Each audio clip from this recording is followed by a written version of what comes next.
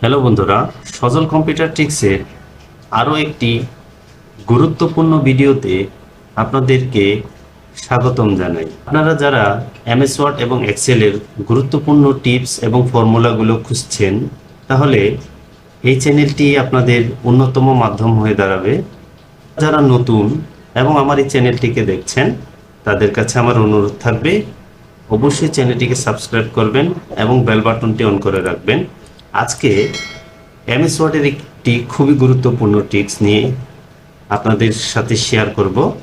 তো দেখেন বন্ধুরা, আমার সামনে একটি এমএস ওয়ার্ডের শিট করা আছে, যে এখানে বিভিন্ন ধরনের নাম্বার দেওয়া আছে। তো এই নাম্বারগুলো আপনি টোটাল বের করবেন কীভাবে শর্টকাটে।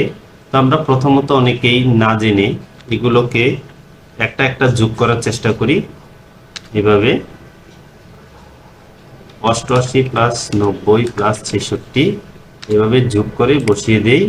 অনেক সময় এভাবে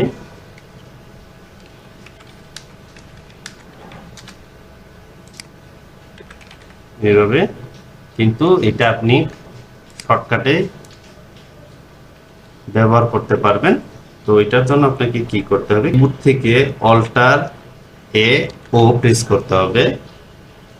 দেন একটা ডায়লগ বক্স চলে আসবে। দেখেন ডায়লগ বক্সে লেখা আছে লেফট, মানে আপনি সাইডের নাম্বারগুলো যোগ করবেন। দেন হচ্ছে ওকে প্রেস করবেন। তো সেম ভাবে সেকেন্ডে যখন ইয়ে করবেন, তখন আবার অল্টার এ ও প্রেস করলে দেখেন আবার এই ডায়লগ বক্সটা আসছে। তো এখানে লেখা আছে লেফট লেখা নাই, এখানে অ্যাবভ লেখা আছে।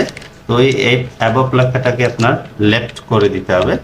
লেফট করে দেন ওকে প্রেস করতে হবে। দেখেন এখানে আবার চলে আসছে। সেম ভাবে আপনাকে আবার ওইভাবেই করতে হবে। অল্টার এ ও প্রেস করে এই ডায়লগ বক্সটা আসবে। দেন আবার আপনার এখান থেকে লেফট লিখে দিতে হবে সেম ভাবে। দেন ওকে, দেখেন চলে আসছে।